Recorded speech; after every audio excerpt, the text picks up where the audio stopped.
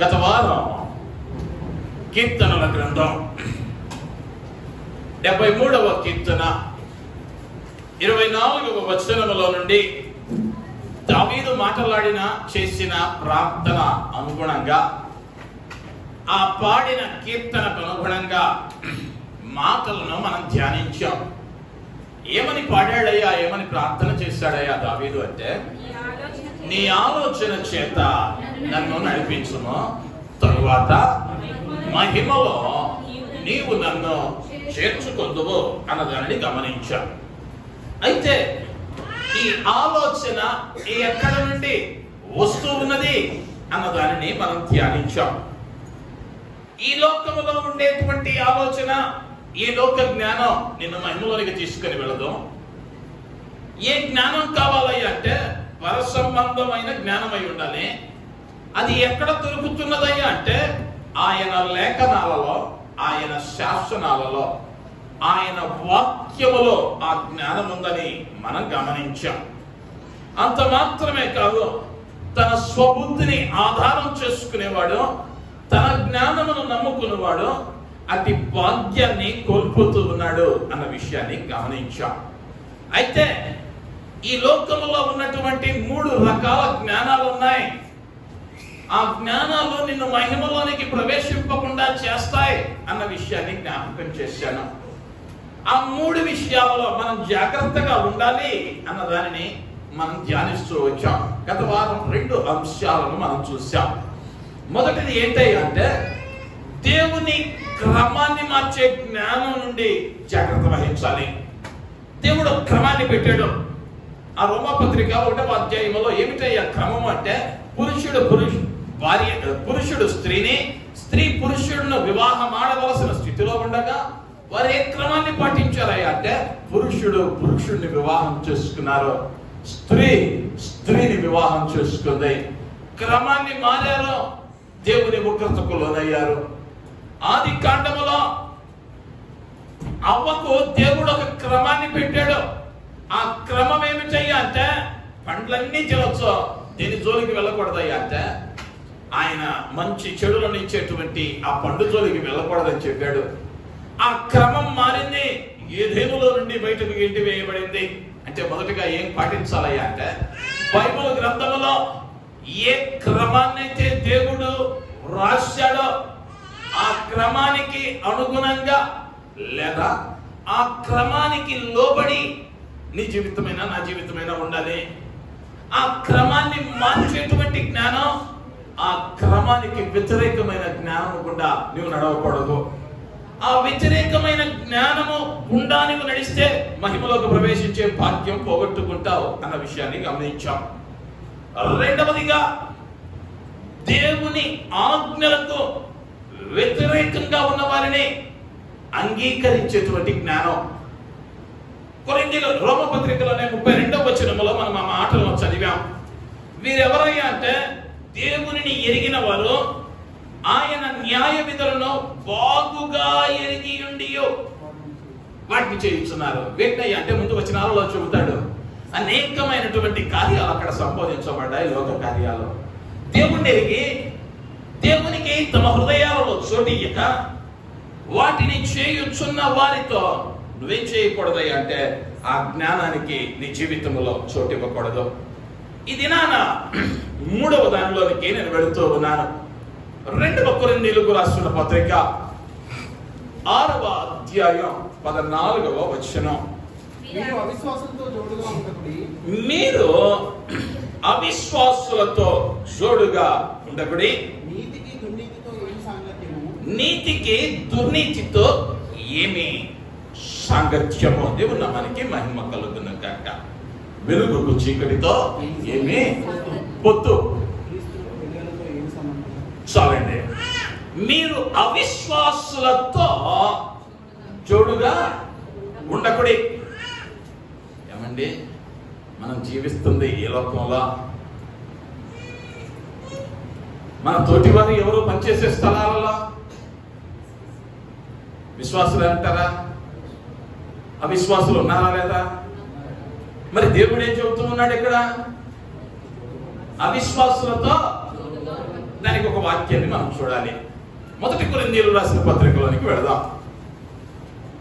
5వ అధ్యాయం, 1 కొరింథీ పత్రిక 5వ అధ్యాయం 10 నుంచి చదవండి. అయితే ఈ లోకపు జారులతోనైనను, లోబులతోనైనను, దోచుకుని వారితోనైనను, విగ్రహారాధకులతోనైనను ఏ మాత్రము సాంగత్యం చేయవద్దని కాదు. అలాగైతే మీరు లోకం నుండి వెళ్ళిపోవలసి వచ్చును కదా. మీరు లోకము నుండి వెళ్ళిపోవలసి వచ్చును కదా. అంటే ఇక్కడ ఎవరి గురించి మాట్లాడుతూ ఉన్నాడు ఈ అపోస్తులైన పౌలు అంటే? అవిశ్వాసుల గురించి కాదు, లేదా బయట ఉన్న వాడిని గురించి కాదు. ఇంగ్లీష్ లో అంటాడు, సంఘము బయట ఉన్న వాడి గురించి నేను మాట్లాడలా, సంఘములో ఉన్న వాడిని గురించి మాట్లాడుతున్నా. అంటే సంఘములో ఎవరున్నారయ్యా అంటే అవిశ్వాసులు ఉన్నారు. నువ్వే విషయంలో జాగ్రత్త వహించాలయ్యా అంటే ఆ తర్వాత 11వ వచనంలో అంటాడు, ఇప్పుడైతే ఎవరు సహోదరుడు అనబడిన వాడు సంఘంలో ఉన్నాడు. నీ తోటివాడు, నీ తోటివాడైన సహోదరుడు ఎవడైనను వాడు పాపములో ఉన్నాడని తెలిస్తే నువ్వేం చేయొద్దయ్యా అంటే అట్టి వానితో సాంగత్యము చేయకూడదు, భుజింపకూడదని మీకు వ్రాయించున్నాను. అనేక పర్యాయాలు పొరపడతాం. అవిశ్వాసులు అనగానే దేవుడిని ఎరగని వాళ్ళండి, బయట ఉన్నోళ్ళండి అని అనుకుంటాం. వాస్తవం అది కాదు. అపోస్తలుల పౌలు ఉద్దేశం సంఘములోనే ఉన్నారు, దేవుని గురించి బాగుగా ఎరిగి ఉన్నారు, కానీ మీరు ఎక్కడున్నారయ్యా అంటే పాపములో ఉన్నారు. పాపములో ఉన్నారు. నీవు గనక అతనిలో పాపమున్నదని ఎరిగితే నీ దృష్టికి వస్తే నువ్వేం చేయకూడదయ్యా అంటే వానితో సాంగత్యం చేయకూడదు, వద్దన్నాడు దేవుడు. అంతే, ఇదే చట్టం. అనేక పర్యాయాల్లో మనం విధానం ఎలా ఉంటుందయ్యా అంటే, అయ్యా ఒకవేళ పాపంలో పడ్డాడు, వాడిని వదిలేస్తే ఎట్టండి, మరీ పాడైపోతాడు కదా, వానితో క్లోజ్గా ఉంటూ సరిచేయడానికి ప్రయత్నిస్తాం. ఇలా జ్ఞానం ఏందయ్యా అంటే దేవునికి కూడా లేదు. దేవుడు ఏమన్నాడయ్యా అంటే వాడితో వద్దుల నీకు అన్నాడు. వీళ్ళేమంటారు, దగ్గరగా లేకపోతే ఇంకా పాడైపోతాడు కదండి, వాడిని సరి చేయాలంటే అది ఏం కావాలి? సహవాసం కావాలి. వాడు తెలియని వాడు కాదు, సంఘంలో ఉన్నాడు అంటే వాడు ఎవరు కాదయ్యా అంటే తెలియని వాడు కాదు. 2వ కొరింథీయులు అంటాడు, వారు బాగుగా ఎరిగి ఉండి ధర్మశాస్త్ర విధులను వారు బాగుగా ఎరిగి ఉండి కూడా ఈ లోకేచ్ఛలను బట్టి లేదా లోకములో కలుగుతున్న సంతోషాన్ని బట్టి వీరిలో అనేకమైన కార్యాలు చొచ్చుకొని పోయినట్లుగా మనము చూడగలిగిన వారంగా ఉంటూ ఉంటాం. 2వ కొరింథీయులకు రాసిన పత్రికలో 6వ అధ్యాయములో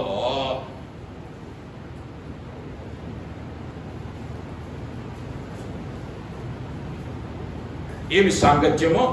దేవుని ఆలయమునకు విగ్రహములతో. ఆ వచనములోనే కొంచెం కిందకు వస్తే, కావున మీరు వారి మధ్య నుండి వెడలి ప్రత్యేకముగా ఉండుడి. దేవుడు స్పష్టంగా చెబుతూ ఉన్నాడు. నువ్వేం చేయాలి అంటే వారి యొద్ద నుండి వెళ్ళిపోవాలి. అంటే నీతో మనకి సహవాసం ఉండకూడదు, వానితో నీకు ఉండకూడదు, వానితో భుజించవద్దు, వాడున్న చోటు నుండి వెళ్ళిపోమన్నాడు. ఈ మాట పాత నిబంధనలో కీర్తనాకారుడు ఎప్పుడో చెప్పాడు. దుష్టుల ఆలోచన చొప్పున నడువక, పాపుల మార్గమున నిలవక, అపహాస్యకులు కూర్చుంటే చోటన, పాత నిబంధనలో దావీదు చెప్పాడు. కానీ అప్పుడేం అర్థం చేసుకున్నామయ్యా అంటే బయట ఉన్నవాడు సంఘములో వాడు కాదు అని అనుకున్నా. కానీ అపోస్తలుడైన పౌలు, నేను సంఘము బయట వారిని గురించి మాట్లాడట్లేదయ్యా, సంఘములోనే ఉన్నారు వీళ్ళు. వీరేమేమి కలిగి ఉన్నారయ్యా అంటే శరీరేచ్ఛలను కలిగి. రోమపత్రికలో రాస్తాడు చక్కగా ఆ శరీరేచ్ఛల గురించి, లేదా వారేమి కలిగి ఉన్నారో అక్కడ వివరించాడు. అటివారు సమస్తమైన దుర్నీతి చేతను, దుష్టత్వము చేతను, ఈర్ష్య చేతను నిండుకొని మత్సరము, నరహత్య, కలహము, కపటము, వైరమును వాటితో నిండిన వారై కొండెగాండ్రును, అపవాదకులను, దేవద్వేషులను, హింసకులను, అహంకారులను, బింకములాడువారును, చెడ్డవాటిని కల్పించువారును, తల్లిదండ్రులకు అవిధేయులను, అవివేకులను, మాట తప్పువారును, అనురాగ రహితులను, నిర్దయులను అయిరి. దేవుడు మనకి మహిమ కలుగును గాక. హల్లెలూయా. ఇంకెళ్ళక క్లియర్ గా కంటతో వచ్చేంత వరకు ఒకసారి ఆ 2 వచనాలను చదవండి. ఎందుకు చదవాలయ్యా అంటే వాటిలో ఏ లక్షణాలు చెప్పాడో ఆ లక్షణాలు ఉన్నాడో నీ ఫ్రెండ్ లిస్ట్లో ఎవరైనా ఉన్నాడా లేదా? నేను అంటా ఉన్నది, నువ్వు పనిచేసే ఆఫీస్లో వాళ్ళు కాదు, నువ్వు ఉంటున్న ఇంటి చుట్టుపక్కల వాడు కాదు, క్రైస్తవుడు సంఘంలో మాత్రమే కాదు, విశ్వాసి అని చెప్పుకునేవాడు ఎవరైనా ఉన్నారా? ఈ లక్షణాలు కలిగి ఉన్న వానితో ఏమన్నాడయ్యా అంటే నువ్వు సహవాసం చేయొద్దు, భోజనం చేయొద్దు, వాని యుద్ధ నుండి దూరముగా వెళ్ళిపోమన్నాడు. దీనిలో మార్పు లేదు, దీనిలో మార్పు లేదు. అపోస్తలుడైన పౌలు క్లియర్ గా చెప్తా ఉన్నాడు.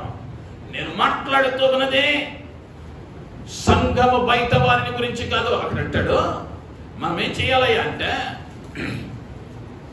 లోకములో నుండి బయలు వెళ్ళిపోవాలి. అయితే నేను గనక అవిశ్వాసులతో మీరు సాంగత్యం చేయవద్దు అంటే ఈ లోకం విడిచి వెళ్ళిపోవాలి అంటే చచ్చిపోవాలి.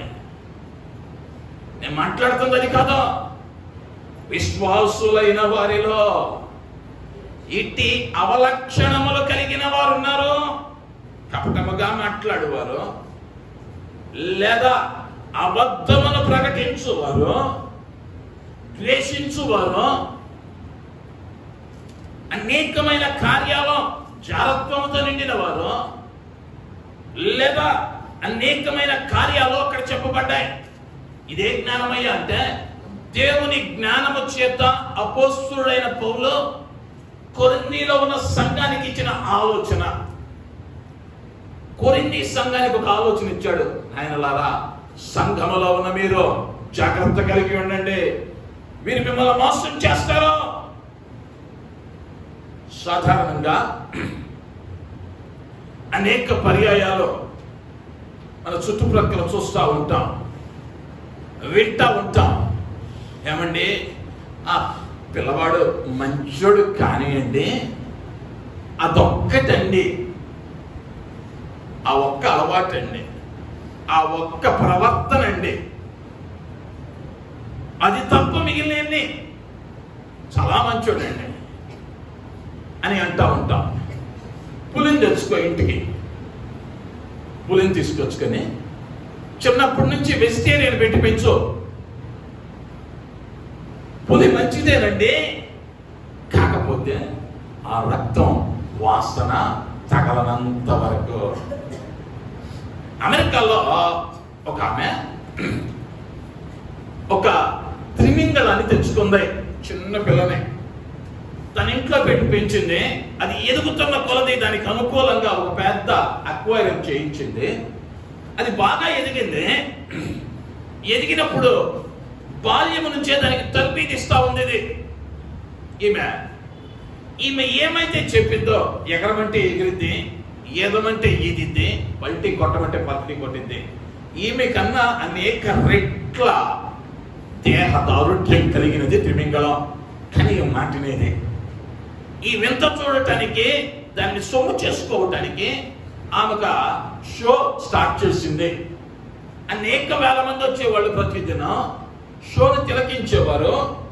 ఆ అద్భుతమైన కార్యాలను చూస్తున్నంతసేపు వేలలేసేవారు, చప్పట్లు కొట్టేవారు. జరుగుతా ఉంది బాగా.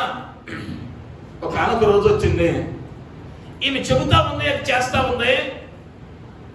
జనాలు ఆ వింతను చూసి కేరింతలు కొడతా ఉన్నారు. ఈ లోపు ఈమె కాలు జారి అక్కడున్న రాయి మీద పడింది. కాలు జారి రాయి మీద పడిన వెంటనే తనకు ఒక చిన్న గాయం కలిగింది. ఆ గాయం నుండి రక్తం కారింది. ఆ రక్తపు వాసన చూసిన వెంటనే అందరూ చూస్తూనే ఉన్నారు. ఈ తిమింగళం ఏం చేసింది అంటే ఆమెను నమిలి వేసింది. అందరూ నిర్గంతపోయి చూశారు. నువ్వు ఆ ఒక్క అలవాటే, ఆ ఒక్క ప్రవర్తనే అని వాక్యానికి విరుద్ధమైన సహవాసాన్ని కలిగి ఉంటే ఒకరోజు జరగబోయేది అదే. పావుని కనుక ఎంత పాలు పోసి పెంచినా ఏమొస్తుందయ్యా అంటే పాలు రావద్దు. కాకెత్తే పాలే పోసాం, ఏమొస్తుంది? విషయమే వస్తుంది. దాని స్వభావం అది. ఒక వ్యక్తి జీవితంలో పాపము ఉన్నది అని అంటే ఆ పాపం వానితో కప్పెట్టుకోడు. దాన్ని ఏం చేస్తాడు అంటే ప్రక్కనుడికి కూడా పంచి పెడతాడు. ఇదేందో ఆశిస్తున్నట్టు. అనేక పర్యాయాలు చాలా స్వల్పంగా అనిపించింది ఈ కార్యం. కానీ అట్టి వారి మధ్యలో నుండి నువ్వు బయలు వెళ్ళకపోతే నీకేం లేదయ్యా అంటే మహిమలో చేర్చబడేటువంటి ధన్యత లేదు. క్లియర్. ఈ 30 ఏళ్ళలో 25 ఏళ్ళలో మహా ఉంటే ఈ స్థలంలో 5 ఏళ్ళలో 10 ఏళ్ళలో 25 ఏళ్ళలో ఈ కొద్ది కాలపు జీవితం కొరకు రాజీ పడిపోయి ప్రభు పేరట ప్రతిమలాడుతూ ఉన్నాను. లేఖనం ఎప్పుడూ తప్పు చెప్పలా. నీతో సహవాసం చేస్తూ ఉన్నవాడు, విశ్వాసి అయిన వాడు, దేవునిని ఎరిగి ఉన్నవాడు, వానిలో పాపం ఉన్నదని నీ విరిగితే వానికి దూరంగా వెళ్ళిపో. ముఖమాట అక్కర్లా. వారేమన్నా అనుకుంటారని ముఖమాట పడితే రేపు ఏడవలసినదే, రొమ్మ బాదుకొనవలసినదే, కేకలు వేయవలసిన వంతు నీదైతే దానిలో ఎటువంటి సందేహం లేదు. ప్రభు ఖచ్చితంగా చెప్పాడు అపోస్తలుడైన పౌలు ద్వారా. ఒక ఆలోచన ఇచ్చాడు సంఘానికి. మీరు వారితో సహవాసం చేయొద్దు. దేవుడు సహవాసం చేయొద్దు అన్నాడంటే అప్పుడప్పుడు పలకరిస్తాం, వీకెండ్లో డిన్నర్కి వెళ్తాం, వీక్ అంతా కాలంలో ఈ ముచ్చట్లో పనికిరా. దానికి ఏమి రంగు పోయాల్సిన అవసరం లేదు.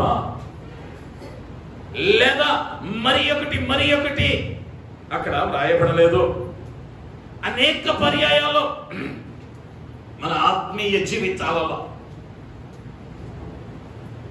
మనం జరిగించేటువంటి పొరపాటు. దేవుడు అండి శిలువ మీద అండి దొంగ అడిగిన వెంటనే క్షమించాడు అండి. క్రైస్తవులముగా మనం ఎన్ని పర్యాయాలైనా క్షమించాలి కదండి. వాస్తవమే, తప్పని నేను అంటున్నా. కానీ ఎవరినయ్యా అన్నాడంటే వాక్యమెరుగని వానిని, వాక్యమెరిగియో బాగుగా ధర్మశాస్త్ర విధులను ఎరిగియో వాడు పదే చేస్తా ఉంటే వాడిని ఏం చేయమన్నాడయ్యా అంటే వాని నుంచి నువ్వు దూరంగా వెళ్ళిపో, వాని నుంచే దూరంగా వెళ్ళిపో, వానితో సహవాసము నీకు వద్దు అని అంటాన్ని మనం గమనించగలిగిన వారమై ఉంటున్నా. వారేమనుకుంటారయ్యా అంటే ఇర్మియా గ్రంథంలో ప్రభు మాట్లాడుతూ 6వ అధ్యాయం 16వ వచనములో ఒక చక్కని మాట రాస్తాడు. యెహోవా ఇలాగూ సెలవిచ్చుచున్నాడు, మార్గములలో నిలిచి చూడుడి, పురాతన మార్గాల గురించి విచారించుడి. మేలు కలుగు మార్గమేది అని అడిగి మేలు కలుగు మార్గమేది అని అడిగి అందులో నడుచుకొనుడి. అప్పుడు మీకు నెమ్మది కలుగును. మీకు నెమ్మది కలగాలి అంటే నీ ముందు నడిచినటువంటి పితరులైనటువంటి పరిశుద్ధుల జీవితాలు ఎలా నడిచారో తెలుసుకోవాలి. బైబిల్ గ్రంథంలో వ్రాయబడిన పరిశుద్ధుల జీవితాలు ఎలా ఉన్నాయి, వారు ఎటువంటి భక్తిని చేశారో, ఎటువంటి విధానాన్ని పాటించారో ఒకవేళ నీకు తెలియకపోతే అడిగి తెలుసుకొని మేలైన మార్గం ఏదో ఎంచుకొని దానిలో నడవమన్నాడు. అనేక పర్యాయాల్లో దేవుని ఎరిగిన బిడ్డలు ఏం చేస్తారో గత వారం చెప్పా. యెషయా గ్రంథంలో ఉంటుంది ఆ మాట. 5వ అధ్యాయం 20వ వచనములో కీడు మేలనియో మేలు కీడనియో చెప్పుకొని చీకటి వెలుగనియో వెలుగు చీకటనియో ఎంచుకుని వారికి శ్రమ, చేదు తీపనియో తీపి చేదనియో ఎంచుకుని వారికి శ్రమ. జాగ్రత్తగా ఉండాలి. దేవునిలో నువ్వు సంపూర్ణంగా ఉంటున్నావా లేదా? మొదటిదే ఆయన ఒక క్రమాన్ని పెట్టాడు. ఈ క్రమంలో నీకు ఏమి రాకూడదు అంటే నీ ఆలోచన రాకూడదు, నీ జ్ఞానం రాకూడదు. అవ్వక దేవుడు చెప్పాడు ఆ పండు తినొద్దు అన్నాడు. అది క్రమం. ఈరోజు కదా చెప్పింది, రేపు తింటానంటే ఏమైందయ్యా అంటే ఏదైనా నుండి గట్టి వేయబడింది. నోవాహు దేవుడు చెప్పాడు ఓడని ఈ విధంగా కట్టయ్యా, ఆ విధంగానే కట్టాడు కాబట్టి రక్షించబడ్డాడు. క్రమం మారలా. ఎక్కడ ఒక అడుగు ఎక్కువ ఒక అడుగు తక్కువ, చెక్క తక్కువైందనో కీలు లేదనో అశ్రద్ధ చేయాల. ఒక క్రమం ఉంది. సౌలును దేవుడు తన పదవి నుంచి తీసివేయడానికి కారణం క్రమాన్ని మీరాడు. సౌలు క్రమం ఏంటి అంటే యాజకుడు రావాలి, బలి అర్పించాలి. కానీ సౌలు తన జ్ఞానాన్ని వాడాడు, కళ్ళని కోల్పోయాడు, ప్రాణం మీద తెచ్చుకున్నాడు. అనేక పర్యాయాల్లో మన జ్ఞానాన్ని దేవుని క్రమంలోనికి తేకూడదు. దేవుని క్రమం అనేది ఒకటి ఉంది. లేఖనాలను పరిశోధించి ఆ క్రమం ఏమిటో తెలుసుకోవాలి. దానికి వ్యతిరేకమైన క్రమము ఉండకూడదు. అటువంటి జ్ఞానాన్ని కలిగి ఉంటే జాగ్రత్త వహించు. రెండవదిగా మనం గమనించాం, దేవుని ఆజ్ఞలకు వ్యతిరేకంగా ఉన్న వారితో జాగ్రత్తగా ఉంటాం. దేవుని ఆజ్ఞలను పాటించకుండా ఉన్నటువంటి వారితో జాగ్రత్తగా ఉండవు. దేవుడు ఆజ్ఞలను కట్టడలను పెట్టింది ఎందుకయ్యా అంటే నువ్వు నేను పాటించడానికే. కాబట్టి అది పాటించని వానితో జాగ్రత్తగా ఉండవు. మూడవదిగా పాపంతో సహవాసం చేసే వారి జ్ఞానం విషయమై జాగ్రత్త వహించాలి. వాడు పాపంలోనే ఉన్నాడు, పాపపు ఆలోచనలే ఉన్నాయి, పాపపు క్రియలే చేస్తా ఉన్నారు. ఆ క్రియలు దేవునికి ఇష్టము లేనివి అని నీకు అర్థమైతే ఆ సహవాసాన్ని ఆ రోజుతో ఆపేసేయి. ముఖవాటి మొత్తం వాడు రక్త సంబంధి అయి ఉండొచ్చు. వాడిని పెట్టుకుని నరకంకి వెళ్ళటం కన్నా వాడు లేకుండా పరలోకం వెళ్తాం మేలు.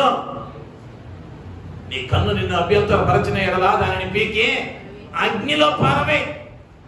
2 కన్నులు కలిగి నరకములో ప్రవేశించుట కంటే 1 కన్ను కలిగి పరదేశులకు వెళ్ళుట మేలు. ఈనాడు అనేక పర్యాయాలు మనం ఏం చేస్తా ఉన్నామయ్యా అంటే సత్య చెప్పుకుంటూ లేదా దేవునికి లేని జ్ఞానాన్ని మనం కలిగి దేవుని కన్నా కొంచెం 4 ఆకులు ఎక్కువ చదివి కొత్త క్రమాన్ని కనిపెట్టి కొత్త బోధన కనిపెట్టి దురదృశ్యములు గలవారమై వాళ్ళెట్ట చేశారండి వీళ్ళెట్ట చేశారండి. బైబుల్ ఏం చెప్పిందో చదువు. బైబుల్ గ్రంథం ఇది అని శాస్త్రం. ఆయన ఎవరో చెప్పాడు, వయసులో పెద్దోడు లేకపోతే ప్రఖ్యాతి గాంచినాడు అనవసరం. నీకు బేస్ ఏందయ్యా అంటే బైబిలే. నీకు బేస్ బైబిలే. బైబిల్లో ఉన్నదా లేదా క్రమం పరిశీలించుకో. పాపంతో ఉన్నాడా, ఎంతటి భక్తిపరుడైనా విడిచిపెట్టడమే నీ బాధ్యత. అపోస్తలుడైన పౌలు స్పష్టంగా అంటా ఉన్నాడు, నేను సంఘము వెలుపల వారిని గురించి కాదు మాట్లాడుతా ఉన్నా, సంఘములో ఉన్న వారిని గురించి మాట్లాడుతా ఉన్నాను అన్నాడు. మొదటి ఆలోచన ఏంటయ్యా అంటే దేవుడు ఇస్తూ ఉన్న ఆలోచన, లోక జ్ఞానాల పట్ల జాగ్రత్త కలిగి ఉండాలి. ఆ లోక జ్ఞానాలు ఏమై ఉన్నాయో 3 విషయాలు మనం తెలుసుకుని వారంగా ఉంటూ ఉన్నాం అన్న విషయాన్ని జ్ఞాపకం చేస్తూ ఉన్నా. మరి యొక్క ఆలోచనను ఈ దినాన మీ ముందుకు తీసుకొని వస్తాను. మార్కు సువార్త 10వ అధ్యాయంలో 17 నుండి 22 వచనాలలో ఒక చక్కని వృత్తాంతం ఉంటది. 17వ వచనం చదువు. బయలుదేరి మార్గమున పోవుచుండగా ఒకడు పరిగెత్తుకొని వచ్చి ఆయన ఎదుట మోకాళ్ళలోనే, సద్బోధకుడా, నిత్య జీవమునకు వారసుడనగుటకు నేనేమి చేయుదునని ఆయనను అడిగాను. యేసును ఒక యవనస్తుడు వచ్చాడు, ఒక ఆలోచనను అడిగాడు, ఒక ఆలోచనను అడుగుతా ఉన్నాడు. సద్బోధకుడా, నేను నిత్య రాజ్యములో ప్రవేశించాలంటే, నిత్య జీవములోకి ప్రవేశించాలి అంటే, లేదా దావీదు అన్నట్లు మహిమలో ప్రవేశించాలంటే నేనేమి చెయ్యవలెను అని ప్రభువుని అడుగుతూ ఉన్నాడు. 19 నుండి 22 వచనాలలో ప్రభు అంటాడు, నరహత్య చేయవద్దు, వ్యభిచరించవద్దు, దొంగిలవద్దు, అబద్ధ సాక్ష్యము పలుకవద్దు, మోసపుచ్చవద్దు, నీ తల్లిదండ్రులను సన్మానింపుము అను ఆజ్ఞలు నీకు తెలియను కదా అని అతనితో చెప్పెను. అందుకతడు, బోధకుడా, బాల్యము నుండే ఇవన్నీ అనుసరించుచునే ఉంటినని చెప్పెను. యేసు అతనిని చూచి అతనిని ప్రేమించి చాలండి. యేసుక్రీస్తు దగ్గరికి వచ్చాడు. నిత్య రాజ్యములో ప్రవేశించాలంటే నేనేం చేయాలయ్యా, ఒక ఆలోచన చెప్పన్నాడు. దేవుడు ఒక ఆలోచన చెప్పాడు, నరహత్య చేయవద్దు, కట్టడలన్నీ బోధించాడు. ఇతడు అన్నాడు, అయ్యా ఇవన్నీ నేను బాల్యము నుంచే చేస్తా ఉన్నాను, ఇవన్నీ నేను బాల్యము నుంచే చేస్తా ఉన్నాను.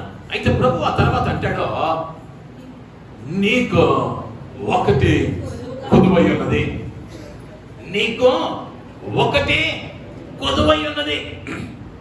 ఆ ఒకటి కొదువై ఉన్నది అన్న మాట ఎందుకు వాడాడయ్యా అంటే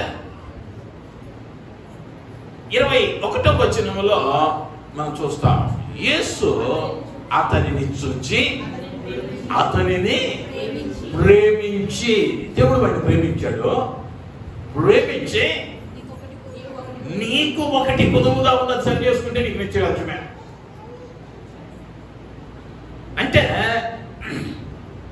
మనం అర్థం చేసుకోగలిగితే అతడు ధర్మశాస్త్రాన్ని అంతటినీ పాటిస్తున్నాడు, పాటించినను ఒకటి కొదువై ఉంది.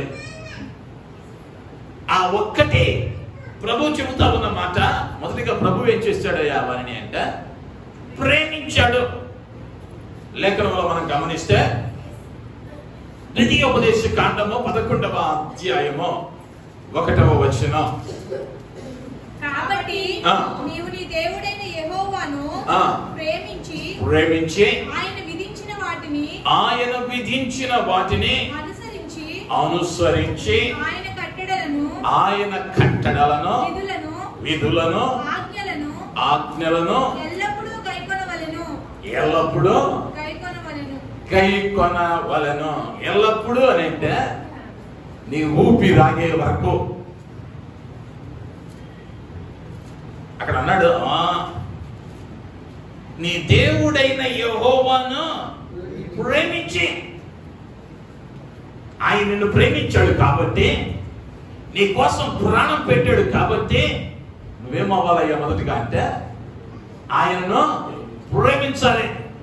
వచ్చి నిత్యరాజ్యం కావాలన్న వారికి దేవుడు ఇస్తూ ఉన్న సలహా, మొదట దేవుణ్ణి ప్రేమించు. మొదట దేవుని ప్రేమించు. ప్రేమిస్తే ఏం చేస్తావయ్యా అంటే యోహాను సువార్త 14:15 అన్నాడు, మీరు నన్ను ప్రేమించిన ఎడల నా ఆజ్ఞలను కైకొందుల. ప్రేమించినంత కాలం బాధగానే ఉంటాయి, బరువుగానే ఉంటాయి. ప్రేమించినంత కాలం బాధగానే ఉంటుంది, బరువుగానే ఉంటుంది. ప్రేమించడం నేర్చుకుంటే ఆయన ఆజ్ఞలను మనం కైకొనే వారంగా ఉంటాం.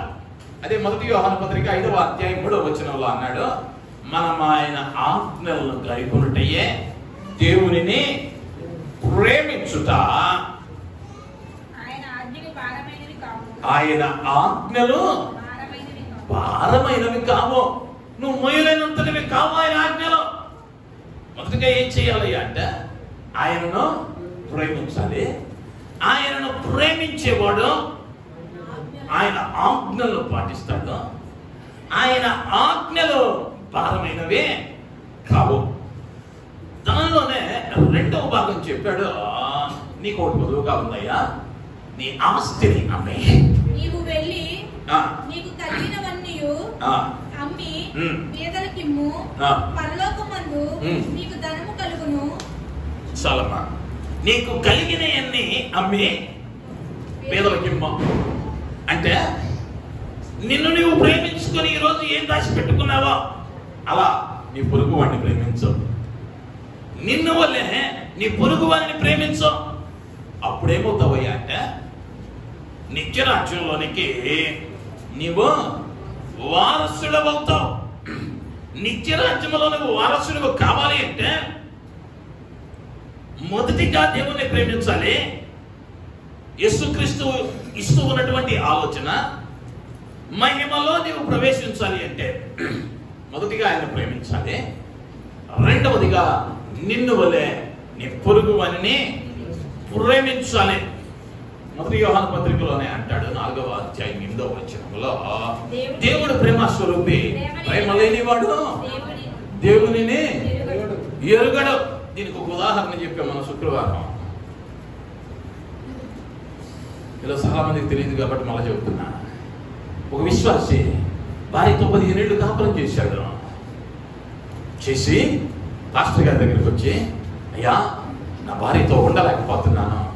ఏంటయ్యా కారణం అంటే, దేవుని భయం లేదండి. దేవుని భయం, దేవుణ్ణి ఎరుగున్నాను. ఎలా చెబుతున్నావు? ప్రతి ఆదివారం మందిరానికి వస్తుంది అయ్యా, పాటలు పడుతుంది, నేను చూస్తా ఉన్నాను, అప్పుడప్పుడు బైబిల్ కూడా చదువుతా ఉంది. ఏంటయ్యా అంటే అవన్నీ చేస్తుందండి, కానీ ప్రేమ లేదండి. ఎప్పుడు ఇంట్లో అరుస్తూనే ఉంటుంది. మీరు చెప్పారుగా, ప్రేమ లేనివాడు దేవుడు ప్రేమ స్వరూపే, ప్రేమ లేనివాడు దేవుని ఎరుగుడు. మరి ఏందయ్యా పరిష్కారం అంటే, ఆఫీసులో అంటే ఒక ఆనందండి, చాలా ప్రేమగా మాట్లాడిద్దండి, రోజు కొత్త కొత్త కూరలు తెచ్చిపెట్టిద్దండి, ప్రేమగా చూసుకుంటుంది. ఇప్పుడు ఆమె ఎవరయ్యా అంటే ప్రేమాస్వరూపి అయిన దేవుణ్ణి ఎరిగినటువంటి ఆమె. వివాహ బంధంలో ప్రమాణం చేసి చావు వరకు నీతోనే ఉంటానన్న ఆమె ఏమైందయ్యా ఇప్పుడంటే దేవుని ప్రేమ లేదు. నేను అందుకనే చెబుతాను అనేక పర్యాయాల్లో, వాక్యాలు ఎలా మారుస్తామయ్యా అంటే మనకు అనుకూలంగా, మనకి అనుకూలంగా మార్చుకుంటా ఉంటాం. ఆయన ప్రేమాస్వరూపి, ప్రేమ లేనివాడు దేవునిని ఎరగడు. అంత మాత్రమే కాదు, కొరింథీయులకు రాసిన పత్రికలో 13వ అధ్యాయంలో ప్రేమను గురించి అద్భుతంగా రాశాడు అపోస్తలుడైన పౌలు. ఇంటికి వెళ్ళాక ఆ అధ్యాయం అంతా చదవండి. ప్రేమ ఎలా ఉంటుందో వర్ణించాడు. అయితే ఇదిలో నా అంశం, ఆ ప్రేమ ఎలా ఉండాలి దేవుడు ఆలోచించాడు. ప్రేమించమన్నాడు. నిన్ను వలే నీ పొరుగు వారిని ప్రేమించమన్నాడు కదా అని కనిపించినోడి కల్లా, కనిపించిన కల్లా ఐ లవ్ యూ అన్నా ఇంకా ఏమైతే కొన్నిసార్లు చెప్పులు పడితే, కొన్నిసార్లు ఏమో చువ్వలు ఎక్కెట్టాలి. దీని గురించి ధ్యానిస్తూ ఉన్నప్పుడు అప్పుడప్పుడు వాట్సాప్లో సింబల్స్ వస్తూ ఉంటాయి. మామూలుగా మేము చదువుకునే రోజుల్లో మాకు తెలిసిన సింబల్ ఈ ఎర్ర రంగులో హృదయాకారం ఒకటే లవ్ సింబల్.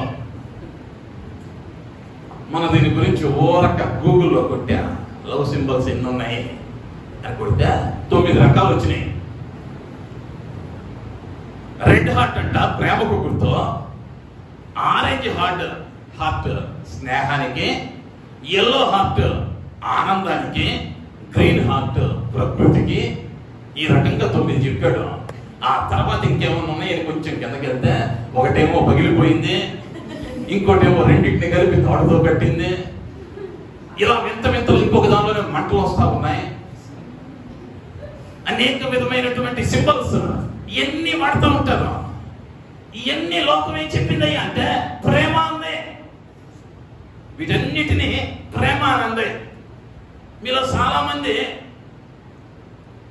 ఇప్పుడు ఎవరు నటించవద్దు, ముందుగా చెబుతున్నా, సినిమాలు చూసి ఉంటారు. సినిమా అంతా దీని మీద కేంద్రీకృతమై ఉంటుందయ్యా అంటే ఒక అమ్మాయి ఒక అబ్బాయి, వీళ్ళ ప్రేమ, మధ్యలో ఒక యుద్ధం, చివరికి పెళ్లి చేసుకుంటారు. పెళ్లి అమ్మగానే ఏమైతాయి అంటే ద ఎండ్ వేస్తాడు. అక్కడితో అయిపోయింది. ఇక ఆ తర్వాత చూడటానికి ఏముండదు. ప్రేమ దోమ ఏదన్నా ఉన్నా పెళ్లికి ముందే, పెళ్లి తర్వాత ఈ ప్రేమ మరింది. పెళ్లికి ముందు ఫోన్లో సంభాషణ ఎలా ఉంటుందయ్యా అంటే తిన్నావా, ఏం కూరలో ఏం వేసుకున్నావు, ఎట్టుంటుంది సంభాషణ. ఫస్ట్ 3 నెలలు బాగానే ఉంటుంది. ఆఫీస్ నుంచి అలసిపోయి వస్తాడు, అమ్మాయి ఏమన్నా వండావా అంటే ఆ వందలు అక్కడ సద్దన్నం పెట్టుకుని తింటే తిని లేకపోతాం. ఇంతకు ముందేమో ఆఫీస్లో ఉంటాడు, గంటకు సరిపోను, ఏం చేస్తున్నావు, తిన్నావా అంటే ఈ ప్రేమ ఏమవుతుందయ్యా అంటే కాలం మారగానే అది మారిపోతా ఉంది.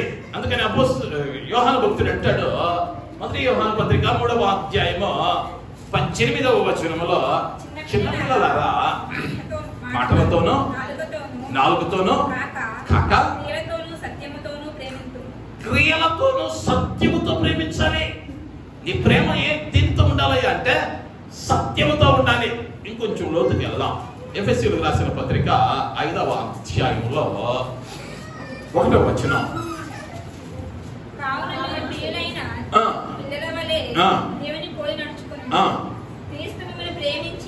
క్రీస్తు మిమ్మలను ప్రేమించి పరిమళ వాసనగా ఉండుటకు మన కొరకు తన్ను తాను దేవునికి అర్పణముగాను బలిగాను అర్పించుకొనెను. అలాగుననే మీరును ప్రేమ కలిగి నడుచుకొనుడి. దేవుని మనకి మహిమ కలుగును గాక. హల్లెలూయా. ఏ ప్రేమ కలిగి నడుచుకోవాలయ్యా నువ్వు అంటే, ఏ ప్రేమ సినిమాల్లో దా ఎండ్ అనేసే ప్రేమ కాదు. లేకపోతే ఇష్టం ఉన్నప్పుడేమో ఎర్ర హట్టు, ఇష్టం లేనప్పుడు నల్ల హట్టు పెట్టేది కాదు. క్రీస్తు చూపిన ప్రేమ వంటి ప్రేమ కలిగి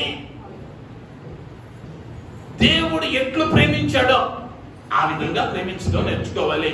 రోమపత్రిక 5వ అధ్యాయం 5వ వచనంలో అంటాడు, పరిశుద్ధాత్మ ద్వారా దేవుని ప్రేమ మన హృదయములలో కుమ్మరింపబడి ఉన్నది.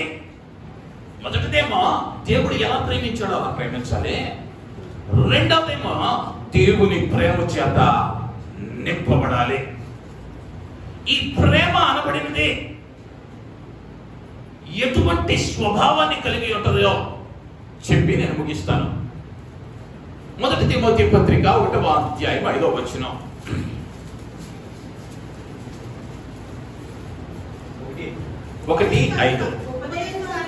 ఉపదేశానుసారంగా పవిత్ర హృదయము నుండి మంచి మనస్సాక్షి నుండి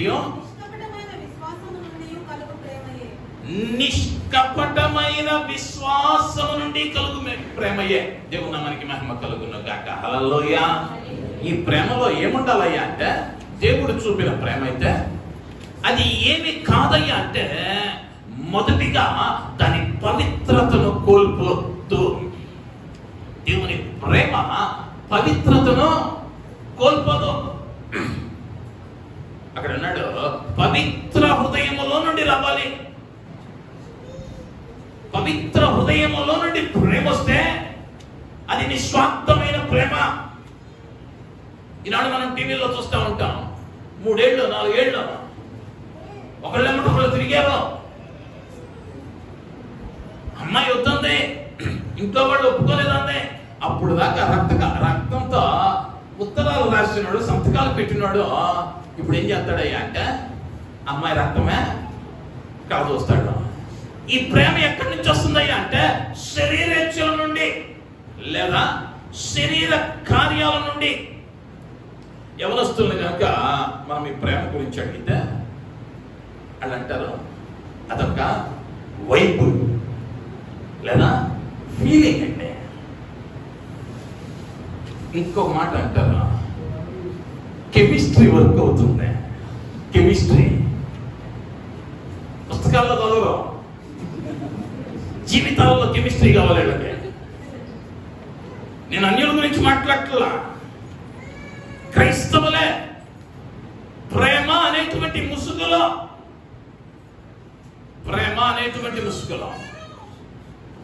ఏమి చేస్తా ఉన్నామయ్యా అంటే, పవిత్రము కాని ప్రేమ బదులాశించదు. కానీ 25 ఏళ్ల వయసులో ఎవరినో ఒకరిని చూసి ఇష్టపడ్డావు. అదేంటయ్యా అంటే, నీ శరీరేచ్ఛ, దానిలో ఎటువంటి మార్పు లేదు. నీ హృదయంలో నుండి పవిత్రమైన ప్రేమగా అది బయటకు వచ్చుంటే అది ఎలా ఉంటుందయ్యా అంటే, నువ్వు చచ్చే వరకు మార్గం. నీ ఫీలింగ్స్ ఏం చేయవయ్యా నిన్ను అంటే, పరలోకానికి తీసుకెళ్ళవు. నీ ఫీలింగ్స్, ఈ ఫీలింగ్ ఎట్లా ఉంటుందయ్యా అంటే, ఈ 25 ఏళ్ల కుర్రోడికి 20 ఏళ్ల అమ్మాయి అందంగా కనిపించింది. ఇంకో 25 ఏళ్ళు గడిచినాయి, ఈయనకి 50 వచ్చినాయి, భార్యకి 45 వచ్చింది. ఆమెనే ప్రేమించి పెళ్లి చేసుకున్నాడు. కానీ ఇప్పుడు పక్కింట్లో ఉన్న యవనస్తురాలు ఎలా కనిపించింది అయ్యా అంటే, అందంగా కనిపించింది. ఈమె ఎలా కనిపించింది అయ్యా అంటే, తలనొప్పిగా కనిపించింది. కారణం, తన భౌతికమైనటువంటి నేత్రాలతో చూశాడు. ఆ ప్రేమలో పవిత్రత కరువైంది. కాబట్టి ఏముంటలేదయ్యా అంటే, పెళ్లి నాటి ప్రమాణాలు మరణం వరకు ఉండటంలా. పెళ్లిలో ప్రమాణం చేస్తారు, వ్యాధి యందును ఆరోగ్యమందును, బాధ యందు కలిమి యందును లేమి యందును నిన్ను ప్రేమించి నా పెండ్లి భార్యగా చేసుకొచ్చున్నాను. నిన్నే ప్రేమిస్తానంటాడు. ఇంట్లో భార్య తప్ప అందరితో ప్రేమగానే మాట్లాడతారు. ఇంట్లో భర్తతో తప్ప అందరితో బాగా మాట్లాడతారు. కారణం, పవిత్రమైనటువంటి ప్రేమ కనబరచలేకపోతా ఉన్నా. దేవుని ప్రేమ నీలో ఉంటే, లేదా ఆ దేవుని నీవు ఎరిగి ఉంటే, నీ ప్రేమలో ఏముండాలి అంటే, పవిత్రత ఉండాలి, నిస్వార్థంగా ఉండాలి, బదులాశించనిదిగా ఉండాలి. నువ్వు వచ్చేస్తే నేను ఇది చేస్తాను అన్నాడు అనుకో, అది స్వార్థం. ప్రభువు నిన్ను అడగలా, నేను నీ కోసం ప్రాణం పెడతాను, నువ్వు నన్ను వెంబడిస్తావా అని అడిగాడా? ఆయన అడగలా. ఆయనను నిన్ను ప్రేమించాడు. నీకోసం ప్రాణం పెట్టాడు. దానినే నిస్వార్థమైన ప్రేమ అన్నాం. ఆ పవిత్రమైన ప్రేమ ఎక్కడి నుంచి రావాలయ్యా అంటే మంచి మనస్సాక్షిలో నుండి రావాలి. అంటే చెడ్డ మనస్సాక్షి కూడా ఉంది. ఈ చెడ్డ మనస్సాక్షి ఏమైతే అంటే మేలు చేసిన దాన్ని కీడుగా ఎంచుద్ది. నీ మంచి మనస్సాక్షి వాడితే ఆ తర్వాత కూడా అన్నాడు నిష్కపటమైన విశ్వాసం. అంటే కపటమైన విశ్వాసం కూడా ఉంది. నిష్కపటమైన విశ్వాసము అన్నాడంటే కపటమైన విశ్వాసం ఉంది. లాభం కోసం, లాభార్జన కోసం నీతో ప్రేమగా ఉన్నట్లు నటించేటువంటి ప్రేమ లోకంలో జాగ్రత్త. యవనస్తులు ప్రాముఖ్యంగా జాగ్రత్త పడాలి. ఇంట్లో వాళ్ళు మాట్లాడిన దానికన్నా తీయగా మాట్లాడాడని ఈరోజు ఇంకా దారుణం ఏందయ్యా అంటే ఈ సోషల్ మీడియాలో వచ్చినాక ఫోన్లు తీసుకున్న పక్కన కూర్చొని ఆడి ఎవడ ఫోటో పెట్టాడో కూడా తెలీదు, ఆ అమ్మాయి ఎవరు ఫోటో పెట్టిందో కూడా తెలీదు. డిపి ఆ ఫోటోను చూసి రోజులు తలబడి చాటింగ్ చేసి ఆఖరికి ఎదురైనాక తెల్ల ముఖాలు వేసేవాళ్ళు చాలా మంది ఉన్నారు. ఈ మధ్య ఒక సంవత్సరం క్రితం ఒక వివాహం గురించి విన్నా. వీళ్ళిద్దరు చూసుకోవాలి ఇంతవరకే 2 సంవత్సరాలుగా ఇన్స్టాగ్రామ్ లో మాట్లాడుకున్నారు. అమ్మాయి తెల్లగుంటది, అబ్బాయి ఏమో బ్లాక్ అండ్ వైట్ టీవీనే. ఇద్దరికి పంతం లేదో, ఏదో డిపి పెట్టుడు బాగుంది. ఆఖరికి పోలీస్ స్టేషన్కి వెళ్ళినాక చూసుకొని ఎటువంటి వెళ్ళారు. ఈ లోక ప్రేమ ఆకర్షణ వైపు వెళితే లేదా నీ యొక్క ఆలోచనను బట్టి జరిగింది. కానీ దేవుడు కోరిన ప్రేమ, దేవుడు ఏదైతే నిత్య జీవంలోనికి వెళ్ళటానికి నీలో ప్రేమ ఉండాలన్నాడో ఆ ప్రేమ ఎలాంటిదై ఉండాలయ్యా అంటే పవిత్రమైన హృదయంలో నుండి రావాలి. అంటే ఆ ప్రేమ పవిత్రతను పాడు చేయకూడదు. ప్రేమ అని ముసుకేసుకుని లోకముల్లో ఉన్నటువంటి శరీరేచ్ఛలు జరిగించేది కాదు ప్రేమ. అంత మాత్రమే కాదు, మనకు అర్థం అవ్వాలంటే ఒక బాటిల్లో విషయాన్ని నింపి పైనంతా ప్రేమ ప్రేమ ప్రేమ అని రాసామనుకో, తాగితే ఎట్లుంటుంది? ప్రేమతో నింపబడతాం. అవునా కదా? బాటిల్లో విషయం పోసాం, పైన ఏమో ప్రేమ ప్రేమ ప్రేమ అని రాసాం. ఇప్పుడు తాగాం, ఏమవుతాం? చచ్చిపోతాం. పైన ప్రేమ అని రాసినంత మాత్రాన అది విషయం అమృతం అవదు, లేకపోతే తేనవదు. అనేక పర్యాయాలు ఈ ముసుగులో పడిపోతున్నారు. ఏమండి వాళ్ళు ప్రేమ లేకపోతేనండి ఎట్టెందుకు చేస్తారండి? వాడికి ఏదో కావాలి నీ దగ్గర, ఆమెకేదో కావాలి నీ దగ్గర. సంతానుని యొక్క ప్రథమ ప్రాణమే నిన్ను పడవేయటం. ప్రేమ ఏం చేసిద్దయ్యా అంటే 13వ అధ్యాయంలో 1 కీర్తన గ్రంథము 7వ వచనములో అన్నింటినీ తావును, అన్నింటినీ నమ్మును, అన్నింటినీ నిరీక్షించును, అన్నిటినీ ఓర్చును. అన్నిటినీ నమ్మితి ప్రేమ, అన్నిటినీ తాళును అంటే తట్టుకుంటుంది, అన్నింటినీ నిరీక్షించును, అన్నింటినీ ఓర్చును. అది ఉప్పొంగదు, అమర్యాదగా నడుచుకున్నదో, డబ్బముగా ప్రవర్తించదు, దీర్ఘకాలం సహించును, దయ చూపించును, మత్సరపడదు, ప్రేమడంబంగా ప్రవర్తించదు, అమర్యాదగా నడవదు, స్వప్రయోజనములను విచారించుకోదు. నీతో ప్రేమగా ఉంటున్న వాళ్ళు ఏదైనా అడిగినప్పుడు, వాళ్ళు ఏదైనా ఇవ్వమన్నప్పుడు లేదు ఇవ్వను, అప్పుడు ఆ ప్రేమ యొక్క నిజ స్వరూపం ఏమిటో ఆ రంగేంటో బయటపడింది. నిన్నటిదాకా ప్రేమ భలే ఇష్టం అండి, లోకంలో ఉన్న ప్రేమ అంటే ప్రేమ కాదు మాది. ఎంత ప్రేమ! ఏదైనా ఒక గిట్టల మాటను పలకరీయటానికి కూడా తలెత్తరం, నిన్ను చూసి కూడా పక్క నుంచి అవుతారా, దానిలో సందేహం లేదా. కానీ ప్రభువుకి ఏం కావాలయ్యా? పవిత్రమైన హృదయంలో నుండి రావాలి. రోమపత్రికలో 12వ అధ్యాయం 9వ వచనాన్ని చదువుతుందా?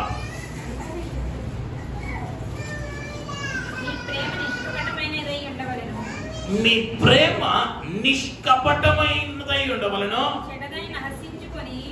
చెడ్డదాన్ని నసహించుకుని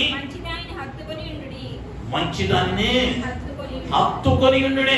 నీ ప్రేమ మంచిదైతే, నీ ప్రేమ నిష్కపటమైనదైతే నువ్వేం చేయాలయ్యా అంటే చెడ్డదానిని అసహించుకుని మంచిదానిని హత్తుకొని ఉండాలి. దీనికి ఎవరు పర్మిషన్ అక్కర్లా. రేపు వెళ్ళబోయేది పరలోకానికైనా నరకానికైనా నువ్వే బాధ్యుడివి. నీ ప్రేమ నిష్కపటమైనదై ఉంటేనే నువ్వు దేవుణ్ణి ప్రేమించేవాడివైతే పవిత్ర హృదయంలో నుండి ఆ ప్రేమ రావాలి. ఆ ప్రేమ నిష్కపటమైనదిగా ఉండాలి. యేసుక్రీస్తు వారు ఉపమానం చెబుతూ తప్పిపోయిన కుమారుడిని గురించి ఉపమానం చెప్పాడు. తప్పిపోయిన కుమారుడు ఏం చేశాడయ్యా అంటే తండ్రి దగ్గరకు వచ్చి తన వాటా ఇవ్వమన్నాడు. తండ్రి ఆస్తిని 2 భాగాలు చేశాడు.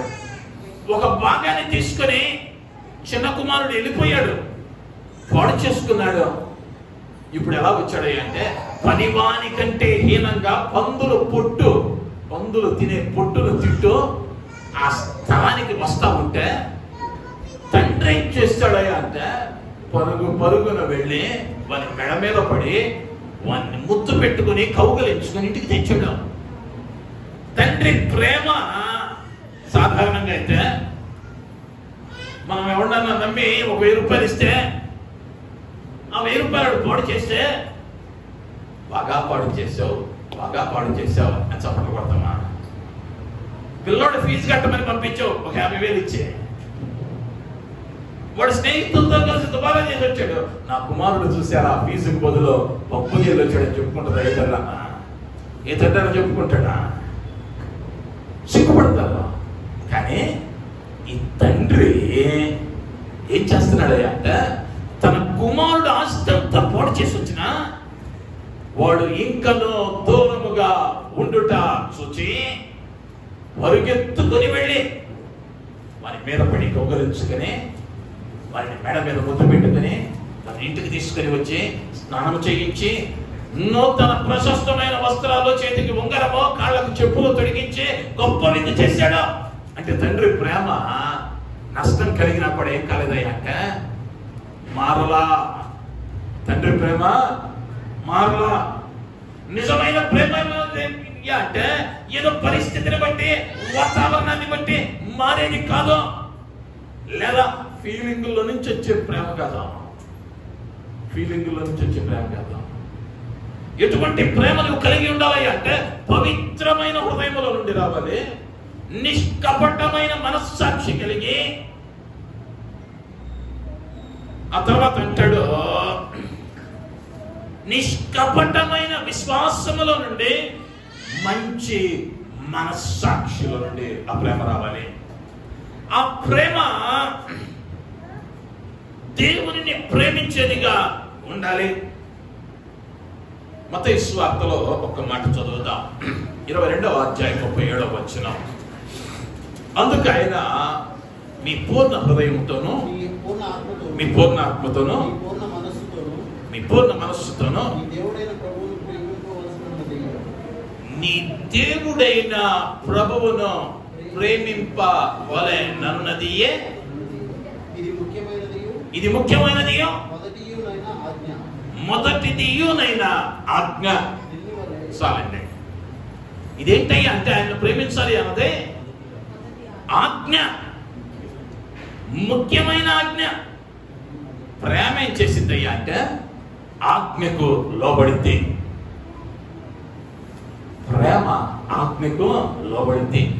ఎవడు నన్ను ప్రేమిస్తాడో వాడు నా ఆజ్ఞను కై కొంటాడని లేఖనం చెప్పింది.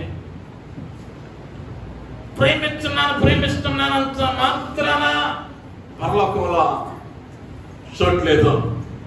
ఆ ప్రేమ ఎలా ఉండాలన్నాను సరిగమయ్యా అంటే అది క్రియలతో. చిన్నపిల్లలారా, మాటలతోనూ నాలుకతోనూ కాక క్రియలతోనూ సత్యముతోనూ ప్రేమించాలి. ఆ ప్రేమలో క్రియ ఉండాలి, ఆ ప్రేమలో సత్యం ఉండాలి. లోకం చూపినట్లు మాటలతో, మాటల గారడితో చేసేది ప్రేమ కాదు. లేదా నీకు నష్టం కలిగిందని, నీకు ఇష్టం లేదని మార్చుకునేది కాదు ప్రేమ. నువ్వేం చేయాలి మొదటిగా అంటే ఆయనను ప్రేమించాలి. ఆయనను ప్రేమిస్తూ ఉన్నానని నీవు అనుకుంటే ఒకసారి పరిశీలించుకో, ఆయన ఆజ్ఞలను పాటిస్తున్నావా లేదా? తన దగ్గరకు వచ్చి ఆలోచన అడిగినటువంటి వ్యక్తికి దేవుడు ఇచ్చిన ఆలోచన మొదటిగా దేవుణ్ణి ప్రేమించాలి. ప్రేమించిన వాడు నా ఆజ్ఞలను గైకొంటాడు. ఆ తర్వాత అన్నాడు, నిన్ను వలె నీ పొరుగు వారిని ప్రేమించు, నీ ఆస్తిని మీ పేదలకు ఇవ్వు. జక్కయ్య ఇంటిలోనికి ప్రభు అడుగు పెట్టాడంతే. ఆయన ఇంకనో గుమ్మములో నిలచి ఉండగానే జక్కయ్య అంటాడు, అయ్యా నేను ఎవరి దగ్గర అయితే న్యాయంగా తీసుకున్నాను వారికి 400 తిరిగి ఇచ్చేస్తా, మిగిలిందంటే అమ్మి పేదలకు ఇచ్చేస్తా. దేవుడు అడగలా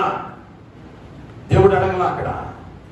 ఎప్పుడైతే జక్కయ్య దేవుని ప్రేమించాడో జీవితం సరి చేసుకోవడం ప్రారంభించాడు. జక్కయ్య దేవుణ్ణి ప్రేమించిన వెంటనే కార్యం జరుగుతూ ఉంది. నువ్వు ప్రేమిస్తా ఉన్నావు, ఈ లోక జ్ఞానం నీ మీద ఆధిపత్యం చేస్తావు కదా, పరిశీలించుకో. దేవుని క్రమానికి విరుద్ధమైన క్రమం ఏమన్నా మనలో ఉందా? పాపము చేస్తూ ఉన్నాడు ఈ వ్యక్తి అని ఎరిగి ఉండి కూడా వారితో సహవాసం చేస్తున్నావా? జాగ్రత్త.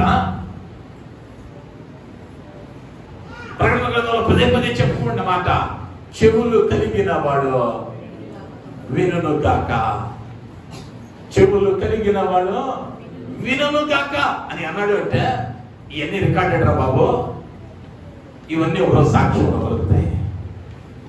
దేవుడు ఈ విధంగా మాట్లాడాడు. అయినను అపోస్తలుడైన పౌలు అన్నాడు, ఒకవేళ అన్యులతో సహవాసం చేయకూడదని మీరు అనుకుంటే మీరు ఈ లోకంలో ఉండటానికి లేదు, మీ దినాలు ముగించుకోవాలన్నాడు. ఈ లోకం నుండి మనం వెళ్ళిపోవాలి. ఇప్పుడు నేను మాట్లాడుతుంది ఎవరినయ్యా అంటే సంఘములో ఉన్న వారిని గురించి మాట్లాడుతున్నాను అన్నాడు. సంఘములో ఉన్న నీవు పాపము ఏదైనా నీ స్నేహితులలో సన్నిహితులలో ఉంటే ఆ సహవాసానికి, ఆ స్నేహానికి ఈ రోజే ముగింపు పలుకు. అది నీ ఆత్మీయ జీవితానికి మంచిది, నిన్ను పరలోకానికి నడిపించేది అది మాత్రమే. తదుపరి మరి ఒక ఆలోచన ఇచ్చాడు దేవుడు, ప్రేమ కలిగి ఉండవు. ఆ ప్రేమ పవిత్రమైన హృదయంలో నుండి రావాలి, మంచి మనస్సాక్షి కలిగినదిగా ఉండాలి, నిష్కపటమైనదిగా ఉండాలి, నిష్కపటమైన విశ్వాసం కలిగినదిగా ఉండాలి. మరి మన ప్రేమలు ఎలా ఉంటా ఉన్నాయి? నవ్వుతా మాట్లాడితే అన్నీ వస్తాయి. నవ్వు ఆగిందనుకో, ఎదుటి వారి తప్పు చెప్పామనుకో అన్నీ అయిపోతాయి. మీ పక్కింటి వాళ్ళకి అప్పుడు కూర పంపిస్తారు. మీ పక్కింటి వాళ్ళు ఎవరన్నా ఏ రోజన్నా ఆ కూర బాగలేదని చెప్పి చూడు, బాగలేని రోజునే బాగున్నది బాగలేదని చెప్పొద్దు. అంటున్నా బాగలేని కూరని బాగలేదని చెప్పినా తర్వాత రోజు ఏం రాదయ్యా అంటే కూర రావా. అనేక పర్యాయాలు ప్రక్క వారిని సంతోషపెట్టడం కొరకు మనం పాతాళంలోకి దిగిపోతా ఉన్నాం. వద్దు, ఆ జీవితం వద్దు. ఎవరు తింటే వారికే కడుపు నిండింది. వాక్యం స్పష్టంగా చెబుతూ ఉంది. నువ్వు ప్రేమించేవారిగా ఉండాలి. ప్రేమించడం అంటే క్రీస్తు నిన్నెట్లు ప్రేమించాడో ఆ విధంగా నువ్వు ప్రేమించాలి. ఆ క్రీస్తు ప్రేమ నీ హృదయములో నిండినదై ఉండాలి. అది అమర్యాదగా నడుచుకోదు. లోకం చూపించినటువంటి ప్రేమ ఒకటిది కాదు. కాసేపు చెట్లమ్మట కొట్లమ్మట తిరిగే ప్రేమ కాదది. నిజమైన స్నేహితుడు విడువక ప్రేమించును, వాడు దుర్దశలో కూడా విడిచిపోడు. వేదనకరమైన స్థితిలో కూడా నిజమైన ప్రేమ ఏమవుదో అయ్యా అంటే ఎడబాయదో. అట్టి ప్రేమతో ఆయన మనల్ని ప్రేమించాడు కాబట్టే మనం ఇంకా సజీవుల లెక్కలో ఉన్నాం. ఆయన అన్నాడు, ఆయన వంటి ప్రేమ ఆయన ఎలా ప్రేమించాడు అలా ప్రేమించటం. అంత మాత్రమే కాదు, ఆయన ప్రేమ మన హృదయాలలో నిండి ఉండాలి. మంచి ఆలోచన అనుసరించగలిగితే మన మహిమలోనికి ప్రవేశించే వారంగా ఉంటాము. పిలువబడిన వారు అనేకులు, ఏర్పరచబడిన వారు కొందరే, విన్నవారు అనేకులు, పాటించువారు కొందరే. నువ్వే జాబితాలో ఉంటావో నిన్ను నువ్వు పరిశీలించుకుంటూ తల వచ్చుదాం, కళ్ళు మూసుకుందాం. చిన్న ప్రార్థన. కృప కలిగిన మా యేసయ్య, దయగలిగిన మా తండ్రి, నీ బంగారు పాదాలకు వందనాలు, స్తుతులు, స్తోత్రాలు. ఈ లేఖనాలలో నుండి అయ్యా వేటి పట్ల మేము జాగ్రత్త కలిగి ఉండాలో, ఏది కలిగి ఉండాలో ఒక చక్కని ఆలోచన అయ్యా భక్తుల జీవితాల ద్వారా మాకు ఇచ్చినందుకు మీకు వందనాలు. వాటిని అవలంబించడానికి, ఆచరించడానికి, ఆ ఆలోచన అనుగుణంగా మా జీవితాలను సరి చేసుకోవడానికి తగిన జ్ఞానము, కృప, భాగ్యము మాకు దయచేయమని, మహిమ పొందమని యేసు నామములో అడుగుతున్నాను తండ్రి. ఆమేన్. ఆమేన్.